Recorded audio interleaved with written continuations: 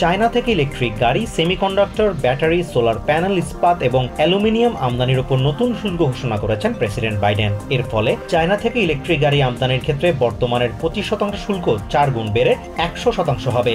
মঙ্গলবার এক বিবৃতিতে নতুন এই শুল্ক আরোপের কথা জানিয়েছে হোয়াইট হাউস।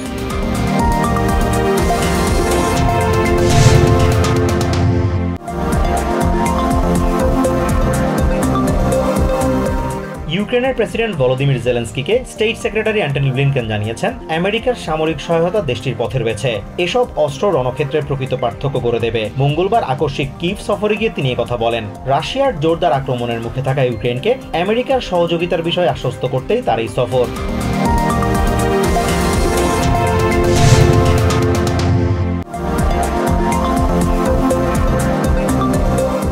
সাবেক প্রেসিডেন্ট ট্রাম্পের সাবেক আইনজীবী মাইকেল কোহেন জানিয়েছেন, পর্নো তারকা স্টর্মি ড্যানিয়েলসকে দেয়া ঘুষের অর্থ আদায়ের জন্য ট্রাম্প অর্গানাইজেশনকে 11টি ভুয়া রসিদ দিয়েছিলেন তিনি। তার আইনি খরচ হিসেবে দেখানো সেসব ভুয়া রসিদে সই করেছিলেন ট্রাম্প। হাসমানি মামলায় ম্যানহাটানের আদালতে দ্বিতীয় দিনের সাক্ষ্যে সব কথা জানান তিনি।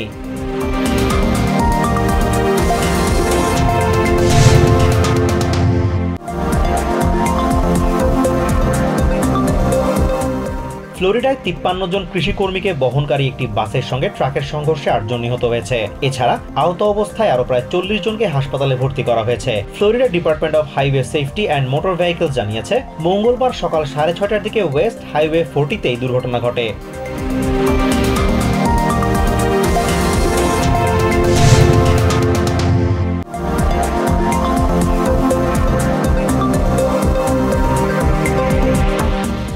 বাজেট সংকট কাটাতে নিউ ইয়র্ক সিটির সিনিয়র হাউজিং ফ্যাসিলিটিস থেকে নিরাপত্তা গার্ড প্রত্যাহারের সিদ্ধান্ত নিয়েছে কর্তৃপক্ষ।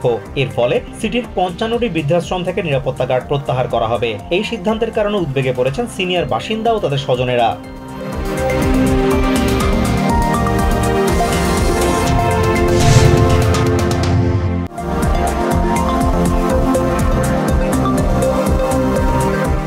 নিউ ইয়র্ক সিটির লোয়ার ম্যানহাটন ও ব্রুকলিনের সুবিধাবঞ্চিত পরিবারগুলোর জন্য সাশ্রয়ী ও স্বাস্থ্যকর খাবারের ব্যবস্থা করতে $581,000 ফেডারেল তহবিল পেয়েছে অলাভজনক সংস্থা UA3 ফুড ব্যাংক নেটওয়ার্ক। এতে করে ফুড ব্যাংকের কার্যক্রমে নতুন করে গতি এসেছে বলে জানিয়েছে প্রতিষ্ঠানটি।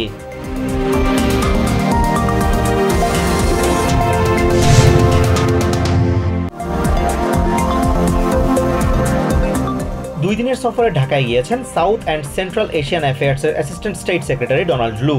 বাংলাদেশের দ্বাদশ জাতীয় সংসদ নির্বাচনের পর প্রথমবার ঢাকা সফরে গেলেন স্টেট ডিপার্টমেন্টের কোনো কর্মকর্তা।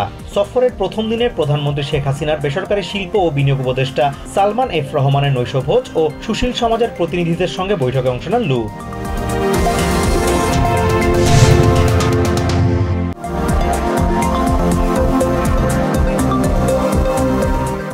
ব্যাপক বিক্ষোভের মধ্যেই বিতর্কিত ফরেন ইনফ্লুয়েন্স বিল পাশ করল জর্জিয়ার পার্লামেন্ট। বিলটি পাশকে কেন্দ্র করে জর্জিয়ার পার্লামেন্ট কক্ষের ভেতরেই হাতাহাতিতে জড়িয়ে পড়েন আইন প্রণেতারা। অন্যদিকে বিল পাশ হওয়ার পর পার্লামেন্ট ভবনের বাইরে বিক্ষোভ করেছে দেশটির হাজার হাজার মানুষ।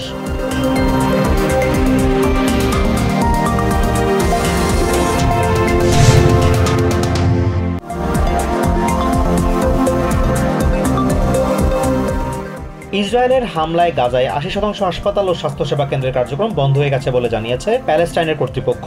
রাফায় ভারী বোমাবর্ষণের কারণে ইন্দোনেশিয়ান হসপিটাল ছাড়তে বাধ্য হয়েছেন ডক্টরস উইদাউট বর্ডার্সের চিকিৎসকেরা। গাজা উপত্যকা জুড়ে একাধিক মারাত্মক হামলা চালিয়েছে ইসরায়েলি বাহিনী।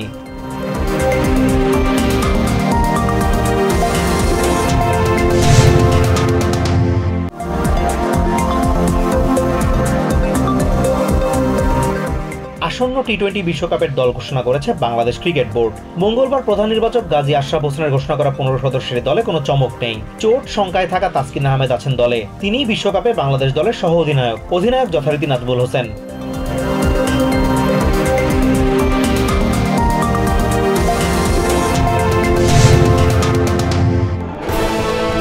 সৌজন্যে সোশ্যাল ইসলামী ব্যাংক PLC।